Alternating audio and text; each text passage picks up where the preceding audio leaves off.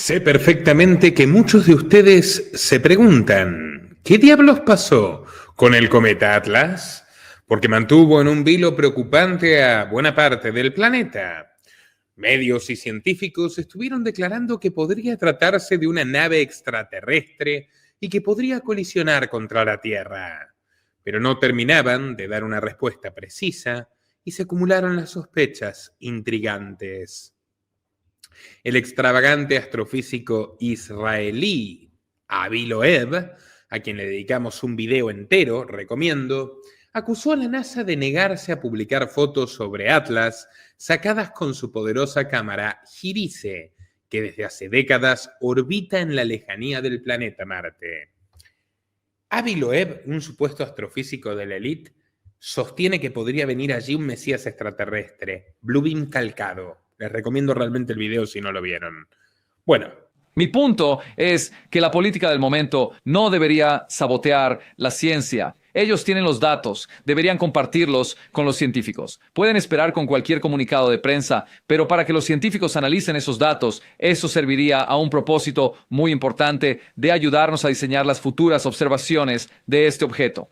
hasta la congresista Ana Paulina Luna, una republicana, se sumó a la protesta y le pidió al jefe interino de la agencia que revelase su información para comprender mejor a este visitante interestelar. Curiosamente, los días de silencio sobre Atlas coincidieron con otro evento extraño, el cierre del Congreso, el más prolongado de la larga historia estadounidense. 42 días de parálisis total presupuestaria, donde la burocracia se desangraba entre disputas partidistas, como si el cosmos jugase a ocultar secretos mientras los hombres peleaban por números y partidas. Cientos de miles de empleos se suspendieron y las agencias gubernamentales federales se congelaron mientras republicanos y demócratas luchaban sin cuartel por decidir qué piezas del tablero debían mover. Mientras tanto, en el otro extremo del mundo, aprovecharon las dudas americanas para anticiparse. Sí, la NASA de China, conocida como la CNSA, ¿ok? La CNSA, le mostró al mundo nuevas imágenes del cometa misterioso a través de su orbitador Tianwen-1 e incluso crearon GIF animados para consumo público.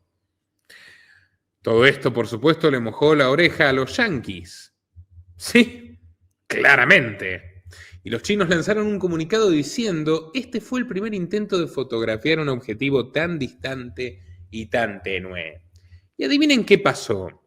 El tío Sam se despertó con el orgullo herido. Entonces, bueno, unos días después de que se comunique la evidencia empírica, fría y meticulosa, descubrimos que no se trataba de una nave alienígena, sino de un cometa interestelar con más de 7.000 millones de años de vida. ¿Recuerdan la frase, lo que Juan dice de Pedro habla más de Juan que de Pedro? Bueno, creo que lo que dice la NASA del cometa habla más de la NASA que del cometa, porque la aparición del Atlas fue un recuerdo vívido de la vieja pugna espacial entre Estados Unidos y la Unión Soviética durante la Guerra Fría, lo que casi termina, por cierto, con un holocausto nuclear y que llevó al hombre a pisar la Luna por primera vez.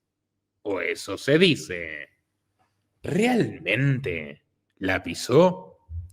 Houston, tenemos una duda. Hay gente que planteó la sospecha de que en realidad la Casa Blanca simuló el alunizaje al constatar que perdía la carrera contra los soviéticos.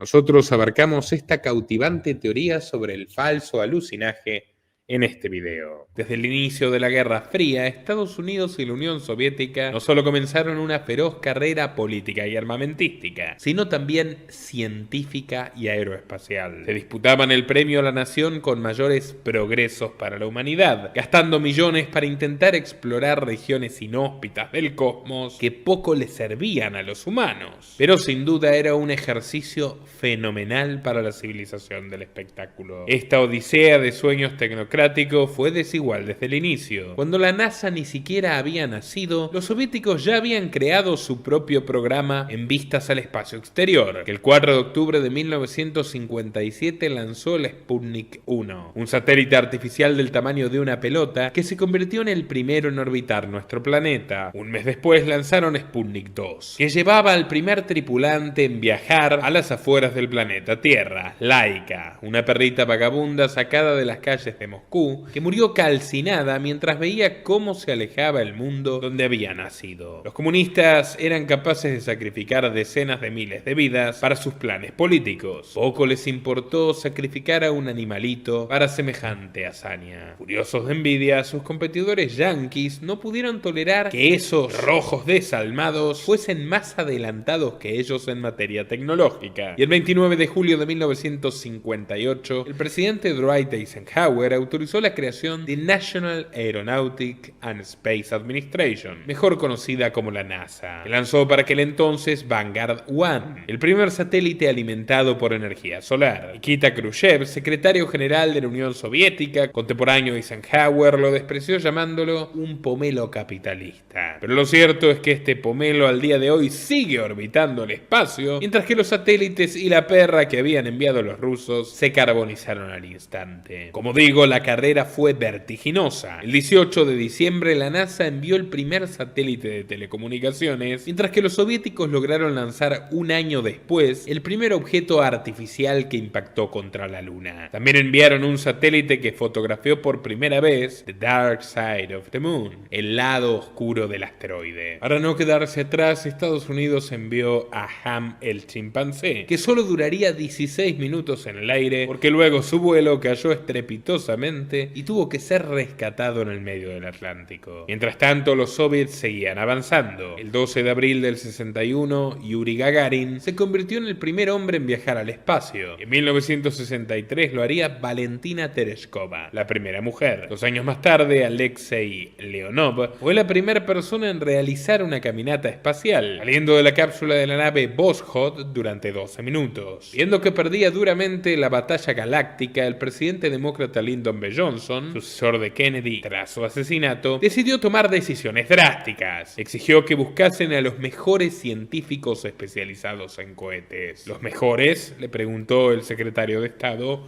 ¡Los mejores!, repitió Johnson golpeando la mesa. La NASA incorporó entonces al equipo de la Agencia de Misiles Balísticos del Ejército, que estaba liderado por un tal Werner von Braun. ¿Quién era Werner von Braun? Todo un personaje. Nacido en 1912 dentro de un pueblito del entonces Imperio Alemán, von Braun había sido desde siempre un enamorado de los viajes espaciales, que comenzó a imaginar inspirado en las novelas de Julio Verne y de H.G. Wells. Y esto lo impulsó a convertirse en un ingeniero experto en cohetes. Obtuvo su doctorado en física con una tesis de 1934 donde detallaba la construcción y el diseño del misil A-2, que fue puesto a prueba con éxito por el ejército alemán aquel mismo año, alcanzando alturas de 3.5 kilómetros. Satisfechos con los resultados, le aseguraron un cargo a von Braun, que se unió al partido nazi el 12 de noviembre de 1937, en las vísperas de una guerra devastadora. Enfurecido por el bombardeo británico sobre la ciudad de Colonia en diciembre de 1942, Hitler ordenó la producción de un arma de venganza que pudiese acabar con los resistentes edificios de Londres. En base a los trabajos del físico estadounidense Robert Goddard, von Braun diseñó el A4, el primer misil balístico de largo alcance de la historia, que alcanzaba una altura de 5.000 metros y caía a una distancia de 190 kilómetros por hora, todo un récord. Era uno de los avances más relevantes en materia armamentística hasta la fecha, cuando el científico le mostró en 1943 una película en color que mostraba el despegue de un A4, el Führer quedó tan entusiasmado que rebautizó el misil como B2, su preciada arma de la venganza, y condecoró a von Braun con la Cruz de Hierro. Bajo la supervisión de este siniestro ingeniero, más de 15.000 esclavos en campos de concentración fueron obligados a construir 5.000 misiles B2 que luego fueron arrojados a Londres y Amberes, Francia, en una lluvia destructiva masiva que acabó con la vida de 7.250 soldados y civiles. El 20 de junio de 1944, uno de estos misiles atravesó la línea de Kármán, el límite de la atmósfera, y se convertiría en el primer artefacto humano conocido que llegó al espacio exterior. Buscando asesinar a millones de humanos, los nazis habían conseguido un involuntario logro en la carrera aeroespacial. Pero no lo salvó de la derrota. A principios de 1945, la caída del Tercer Reich era casi inevitable, y para salvarse, von Braun tuvo que recurrir a su hermano Magnus, un ingeniero químico que tenía contactos con funcionarios estadounidenses. Mientras le ofrecían propaganda antinazi al público, Estados Unidos había desarrollado un programa secreto denominado Operación Paperclip, que consistía en captar a científicos y técnicos del nazismo y salvarlos de la prisión o de la pena de muerte en los juicios de Nuremberg, a cambio de que trabajasen para el tío Sam desarrollando lo que ellos llamaban las armas maravillosas teutonas, es decir, misiles, arsenal químico y peligrosos experimentos médicos. Casi todo prohibido por la ONU años después, pero bueno, ya saben, el derecho internacional es papel pintado. Fue así como von Braun y otros 500 científicos alemanes fueron reclutados por el ejército americano a cambio de ser exonerados de su prontuario criminal. Mi país ha perdido 2 guerras mundiales y esta vez quiero estar del lado de los vencedores, dijo von Braun cuando le pidieron su lealtad. El 20 de junio de 1945, el secretario de Estado Edward Stettinius Jr. aprobó el traslado de este ingeniero junto con 7 técnicos que llegaron a Newcastle Army Airfield, en Delaware. Allí permanecería produciendo varios cohetes y aviones militares, hasta que una tarde de verano fue citado por el mismísimo Pentágono. En una reunión cara a cara con el físico Herb York, von Braun dejó en claro que iría a la NASA solo si se permitía que continuase el desarrollo de Saturno, el primer cohete norteamericano hecho con múltiples motores. No solo accedieron, sino que además lo contrataron como director del programa. Mientras construía Saturno, intervenía en programas de Disney, como portavoz de la NASA, hablándole a los niños sobre la exploración espacial y escribiendo en la revista Collier una serie de artículos titulada El hombre conquistará al espacio pronto, un título similar a El ario conquistará al espacio vital pronto, el Lebensraum, que era una caricatura auspiciada por el Ministerio de Propaganda de Goebbels e inflamada de antisemitismo en los años 30.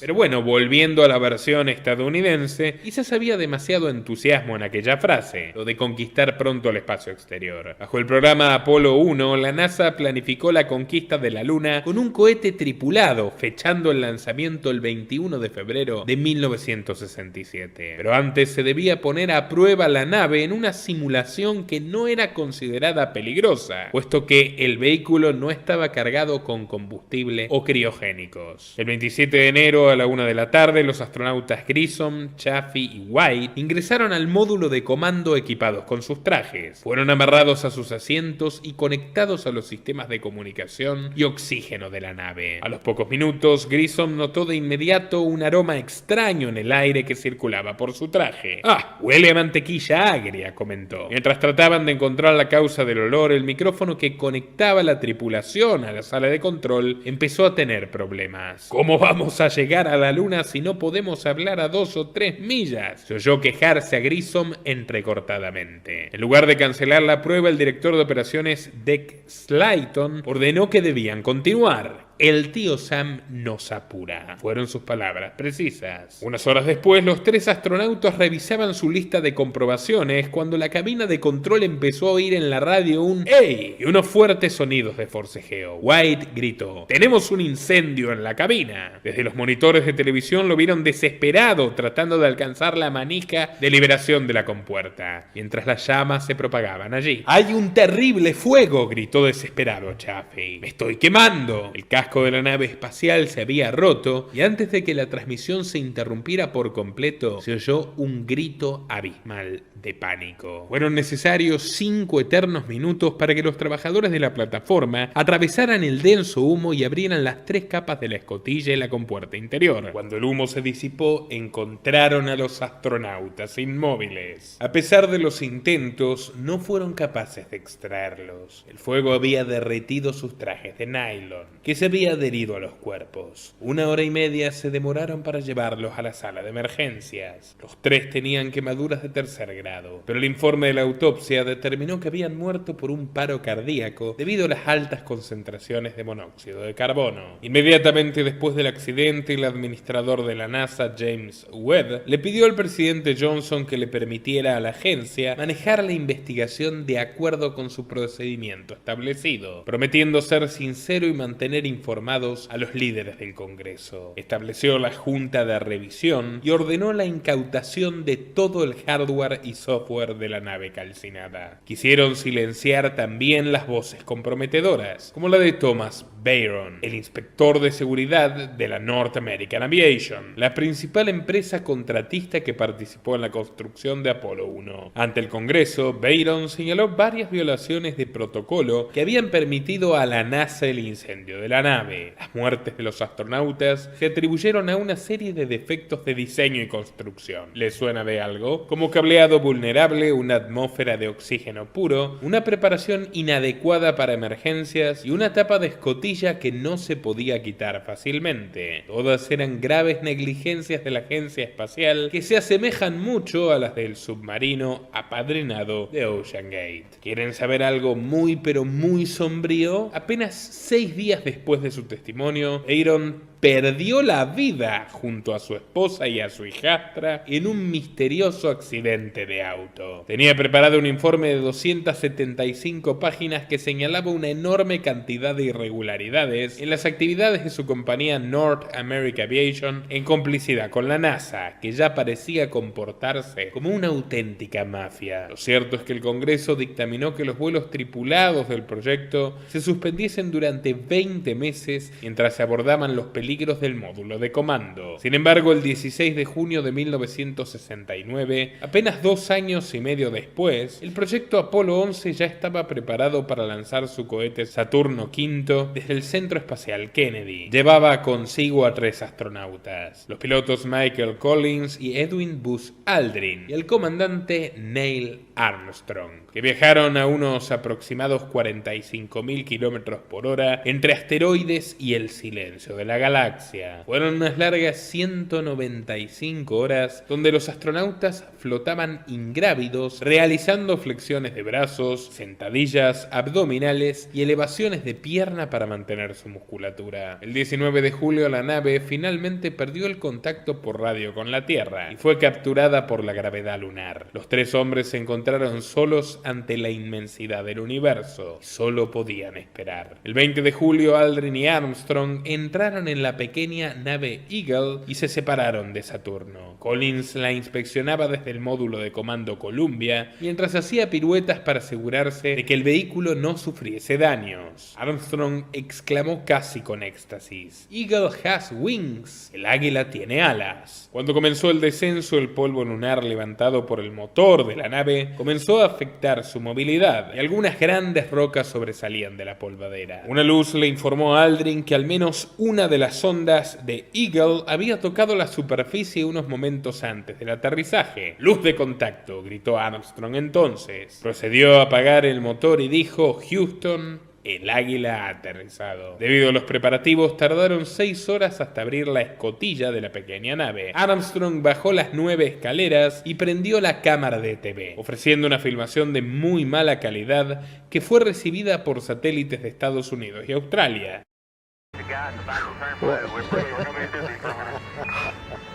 Armstrong is on the moon. Neil Armstrong, 38-year-old American, standing on the surface of the moon.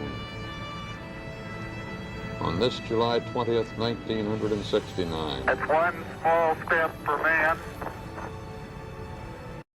Personas de todo el mundo miraban por televisión a Armstrong describiendo la superficie como un grano muy fino, casi como un polvo. A 380.000 kilómetros de nuestro planeta azul, dejando sus huellas sobre la luna, declaró su histórica frase: "Es un pequeño paso para el hombre y un gran salto para la humanidad. El evento televisivo más visto en la historia hasta entonces, 600 millones de personas habían presenciado cómo aquel hombre tocaba por primera vez a aquella compañera que nos acompaña desde los inicios de nuestra existencia, la Luna. Y no había sido cualquiera, sino el ciudadano americano, el hombre nacido en la nación más poderosa e imponente del planeta. Estados Unidos había conquistado la Luna y la Tierra a la vez. Ya no quedaban dudas. La Unión Soviética había perdido la primera gran guerra espacial. El tío Sam realizaría durante 3 años 5 alunizajes más, sacando a relucir su conquista espacial como el máximo trofeo de la ciencia. En medio de ese regocijo patriótico se publicó en 1976 un libro que pasó casi desapercibido. Su autor era Bill Kaysing, un ex oficial de la Marina que había sido contratado en 1956 como escritor técnico por Rocketdyne, la compañía que construyó los motores F-1 utilizados en el cohete Saturno V. El nombre del libro era evidente: Nunca fuimos a la Luna. La estafa de los 30.000 millones de dólares de Estados Unidos. Entre muchas acusaciones, Kaysing sugería que el incendio del Apolo 1 no había sido un accidente sino un triple asesinato, y que el alunizaje de 1969 había sido tan solo una simulación. Ofrecía varios argumentos, pero el principal era que la NASA carecía aún de los recursos técnicos para colocar un hombre en la Luna, y que no podían hacerlo regresar sano y salvo a la Tierra. Mostró que la posibilidad de un alunizaje exitoso se calculaba en un 0.0017% dentro de la agencia. Cuestionó con astucia que si la Unión Soviética, a pesar de haber logrado tantos hitos espaciales, ni siquiera había podido acercarse a la Luna, era virtualmente imposible que la tecnología inferior de Estados Unidos les permitiera pisarla e incluso transmitirlo por televisión. Kaysing abrió una caja de Pandora que llevó a muchos a decir ingenuidades, como que el falso alunizaje fue escenificado por Hollywood con el patrocinio de Walt Disney y dirigido por Stanley Kubrick, pero a su vez permitió a otros investigadores encontrar una gran cantidad de indicios de que la proeza de 1969 habría sido solo una ficción premeditada, una filmación hecha en un set secreto. Les presentaré algunos de los argumentos que sostienen esta hipótesis, pero quiero dejar en claro que desde este canal no la defendemos ni la criticamos, solamente la exponemos en un contexto periodístico y educativo. Muchos de los cuestionamientos se centraron en las fotografías sacadas por los astronautas. ¿Por qué el ángulo y el color de las sombras son inconsistentes, como si fueran iluminadas por luces artificiales? ¿Por qué la bandera estadounidense ondea si no hay viento en la Luna? ¿Por qué las palabras United States siempre brillan aun cuando todo está oscuro alrededor? ¿Por qué en ciertas tomas del Apolo 11 se ven llamas cuando en el vacío no puede haber fuego por la falta de oxígeno? ¿Por qué la filmación transmitida era bastante mala cuando las posteriores mejorarían mágicamente en las siguientes misiones en cuestión de meses? No crean que estas preguntas fueron hechas por novatos, fueron hechas por David Percy, un experto en fotografía, que en su documental ¿Qué sucedió en la Luna? Sostiene que los errores fotográficos son tan obscenos y él mismo cree que fueron hechos a propósito por personal interno de la NASA para avisar al público sobre el montaje. De hecho, una pregunta muy simple que se realizó fue ¿por qué no hay estrellas en ninguna de las fotos? Algunos alegaron que si hubiesen aparecido estrellas artificiales, los astrónomos habrían podido calcular sus posiciones y darse cuenta de que algo andaba mal. En cambio, el montaje sin estrellas era más fácil de manejar. También comentaron que en las fotografías aparecía la letra C en una roca y en el suelo, como si fueran accesorios de estudio. La NASA dio un contraargumento un poco dudoso, aclarando que esa C era un pelo enrollado que se había cruzado en el lente de la cámara. También hubo cuestionamientos gravitatorios. En lugar de ser capaces de saltar 3 metros en una gravedad que era un sexto de la terrestre, el salto más alto grabado por los astronautas fue de apenas 50 centímetros. Ellos argumentaron que evitaron movimientos bruscos por el temor a una mala caída, pero no pudieron contestar cuando les señalaron que los retrasos típicos en la comunicación entre la NASA y la Luna fueron de aproximadamente 0.5 segundos, cuando a una distancia de 400.000 kilómetros debería haber habido como mínimo más de 2 segundos de demora. Mary Bennett afirmó en el libro Dark Moon, Apollo and The Whistleblowers, que a pesar del trauma de Apolo 1, la NASA decidió transmitir en vivo para millones de personas el aterrizaje de unos astronautas que se encontraban en una situación inédita y frente a una serie de peligros potenciales. Es como si hubiesen sabido de antemano que ninguno de ellos correría riesgos. Otra cuestión importante fue la desaparición de documentos. El doctor David R. Williams, archivista de la NASA, y el director del vuelo de Apolo 11, Eugene F. Kranz, reconocieron que faltaban las cintas de telemetría originales del paseo lunar. Más intrigante aún fueron las desgracias que sufrieron 10 astronautas y 2 integrantes del proyecto Apolo en los años anteriores. Los 3 tripulantes del Apolo 1 se incendiaron. Edward Ed Gibbons falleció en un choque de autos. Theodore Freeman en su avión T-38 que chocó contra un pájaro. Clifton C.C. Williams le ocurrió lo mismo con otro T-38. Michael Mike Adams perdió la vida en un avión X-15. Robert Henry Lawrence Jr. falleció en un F-104. Asesinados o no, esto demostraba los accidentes fatales que sufrían los aviones de la NASA, tan catastróficos como el hundimiento del submarino Titán. Aún falta una arista clave sobre esta acusación de falso alunizaje: el móvil, los motivos. ¿Por qué lo harían? ¿Para qué? ¿Con qué fin? Bueno, la razón más evidente era la intención desesperada de Estados Unidos de ganarle la carrera espacial y el espectáculo publicitario a sus rivales soviéticos. Habría sido una humillación brutal no haber cumplido el deseo declarado de Kennedy de llegar a la Luna antes de que termine la década y reconocerle al mundo un fracaso que le costó al Congreso $25.000 millones,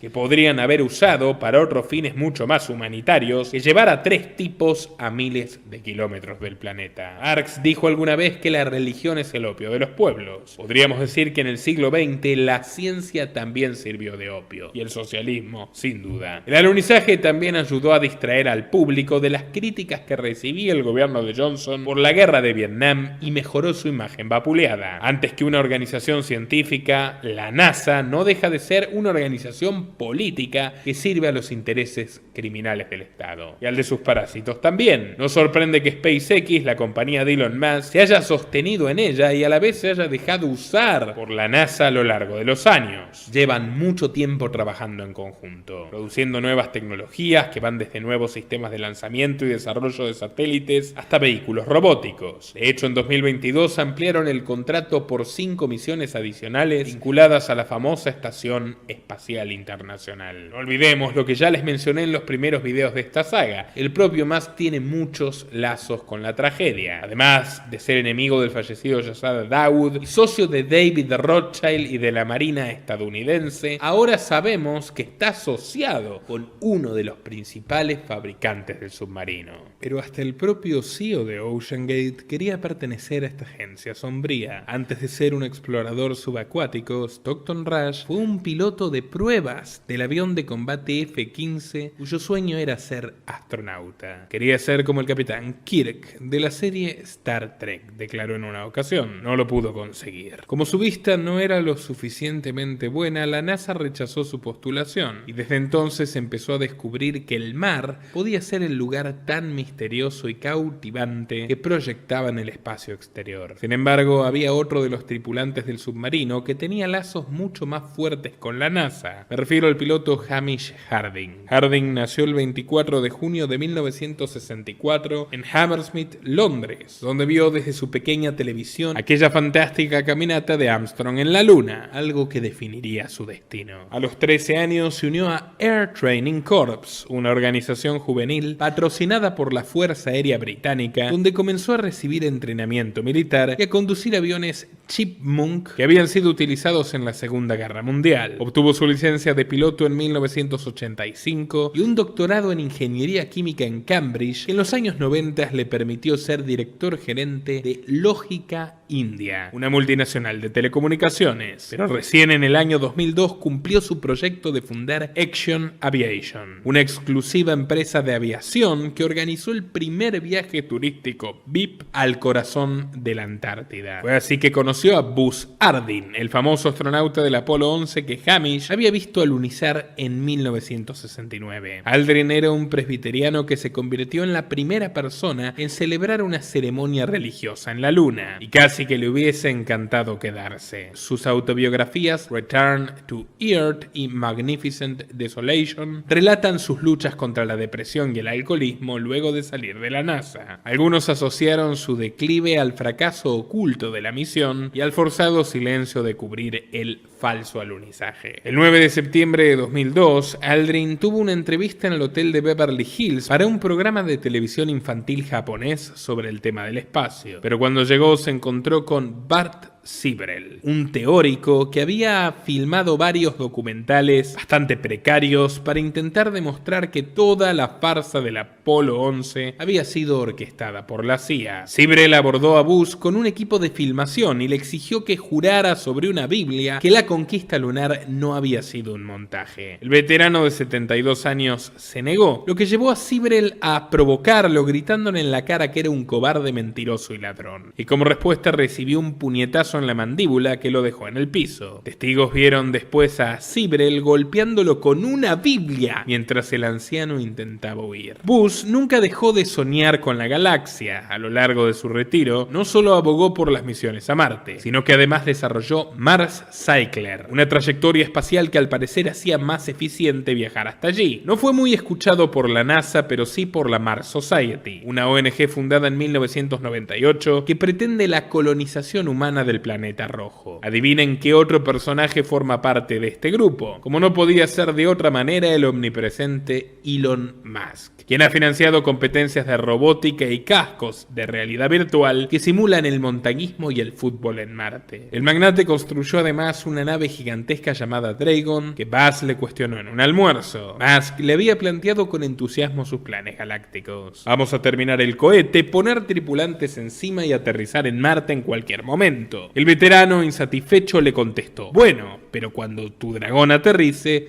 ¿qué vas a hacer allí? La respuesta tomó a Musk desprevenido porque no supo contestarle. Parecía que no había pensado mucho en eso, sentenció Aldrin en una entrevista para el festival SXSW. Él es un transportador. Solo quiere construir cohetes. Yo soy mucho más ambicioso. Quiero construir ciudades en Marte. Quizás debería leer las crónicas marcianas de Ray Bradbury, esos distópicos relatos de ciencia ficción que revelan la fragilidad y la soberbia del ser humano intentando apoderarse de lo desconocido. Hace ya unas décadas existe una nueva carrera espacial, amigos, más discreta, menos mediática, pero que podría resultar mucho más peligrosa para la humanidad. El tío Sam ahora tiene un nuevo contrincante poderoso, una versión mejorada de la Unión Soviética.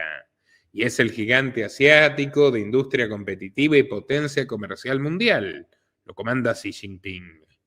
La Agencia Espacial China avanza con paso firme y decidido, de manera calculada y directo hacia la Luna. Tiene un plan mucho más ambicioso y hoy más consolidado que el norteamericano, mediante un apoyo estatal absoluto y una tecnología de avanzada que parece sacada de una peli de ciencia ficción. Pretenden que el enorme cohete Chang'e 10 lance a los astronautas chinos hacia el espacio antes de 2030, para que puedan recorrer en su sofisticado vehículo Lanyo la superficie de la Luna, como si atravesaran en su Land Rover un desierto de polvo gris. Y ustedes, amigos, se preguntarán, ¿para qué la Luna? Donde los mundanos vemos una roca flotante, donde los poetas observan un hermoso disco plateado, una dama de la noche, las potencias mundiales encuentran el territorio del poder económico. La versión oficial indica que los chinos buscan establecer una base científica para explotar sus recursos.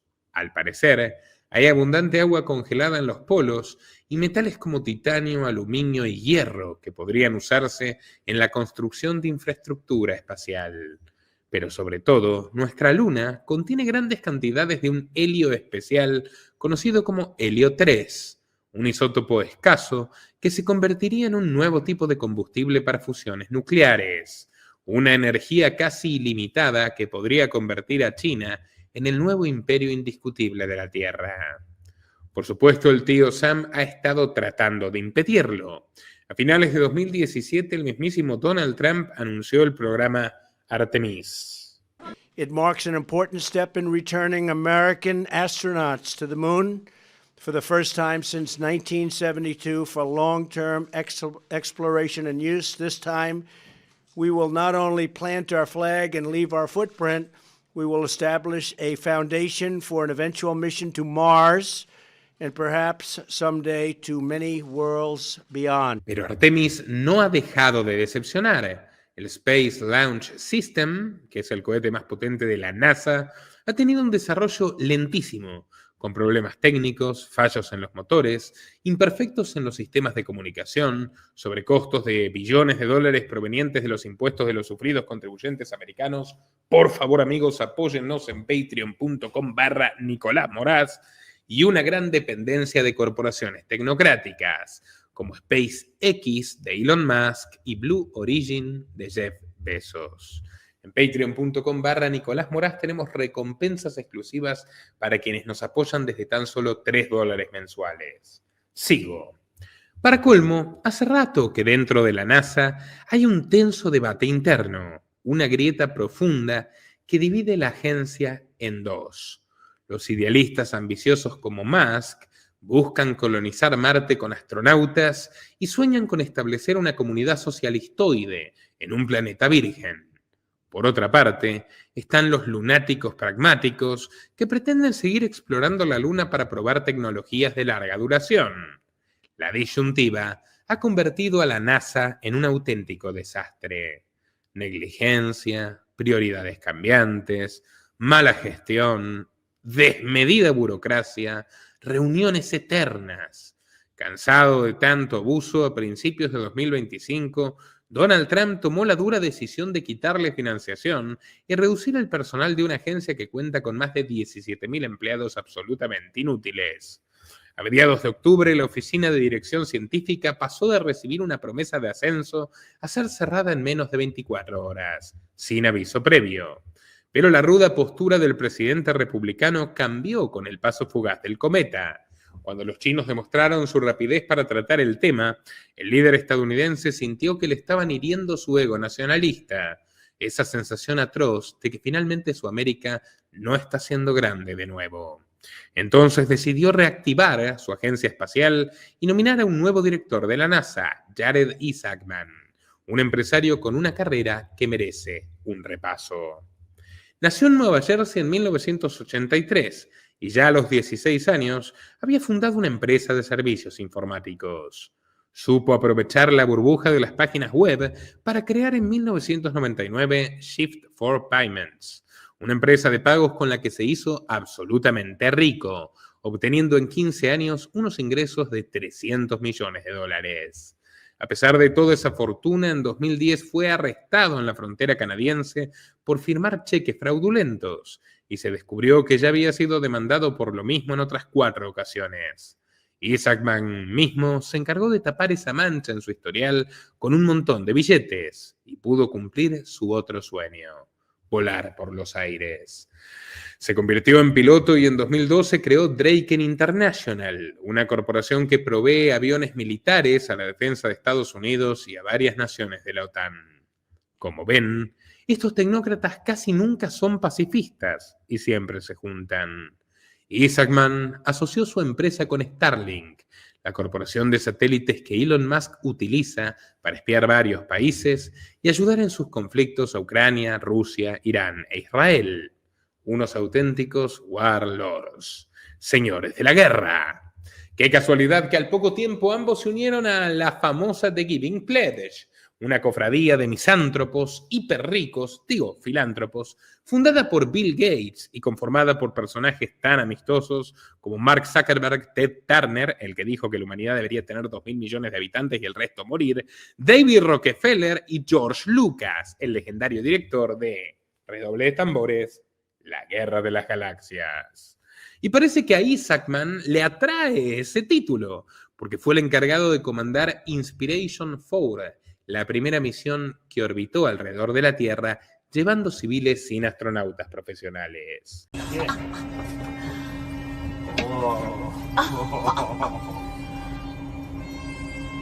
Oh my God. Desde los cielos, Isaacman se dio el lujo de apostar a que sus Philadelphia Eagles ganaran el Super Bowl de 2022. Esa actitud de tecnócrata rebelde y pseudocapitalista atrajo la atención de Trump, quien lo nominó a principios de este año como administrador general de la NASA. Pero parece que Isaacman se pasó de rebelde y frente a los congresistas lanzó frases potentes y picantes, cuestionó las demoras del proyecto Artemis y dijo que priorizaría una misión lunar antes que una exploración en Marte. ¿Por qué nos está costando tanto ir a la Luna?, declaró con desparpajo. And if confirmed, I will bring all my experience to the greatest adventure in human history, the quest to discover the secrets of the universe. On that note, NASA is the most accomplished and respected space agency in the world, but for all NASA's historic achievements, the agency is not without challenges. Presidents have called for a return to the moon and a path to Mars since 1989, and well over $100 billion has been spent without the intended results. Most programs, new telescopes, rovers, X-planes, entire spaceships, are over budget and behind schedule.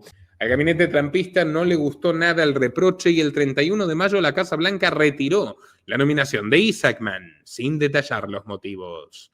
Pero ahora, de repente, vuelve a ser elegido por Trump para ganar la competencia lunar contra la China roja. Incluso ya se filtró el plan que presentará, el proyecto Atenas, un documento de 62 páginas donde propone cambios de estructura y de financiación para establecer misiones lunares y desarrollar tecnologías de propulsión avanzada. No obstante, le faltó agregar un detalle capital, un plan que pondría en peligro a nuestro planeta. Un archivo desclasificado mostró que durante la Guerra Fría, el Departamento de Defensa estadounidense coqueteó con un programa ultra secreto que incluía la detonación de armas nucleares sobre la superficie lunar. Nunca llegó a ejecutarse, pero demostraba que nuestra luna ya dejaba de verse como un objeto de contemplación casi religiosa o pagana para ser considerado un escenario de pruebas nucleares. No es casualidad que hayan elegido a Isaacman, un oscuro experto en aviación bélica. El gobierno chino teme, con bastante razón, que Trump y su secuaz Isaacman pretendan reactivar este programa y utilizar nuestra inocente luna como una plataforma de vigilancia y desarrollo militar destructivo. El Pentágono también sospecha que la China de Xi Jinping podría estar planeando lo mismo, considerando que posee más de 600 ojivas y sumando. Si continúan esta carrera destructiva, la luna dejará de ser un bello objeto casi artístico para convertirse en un peligroso terreno geopolítico y en un monstruoso laboratorio sangriento.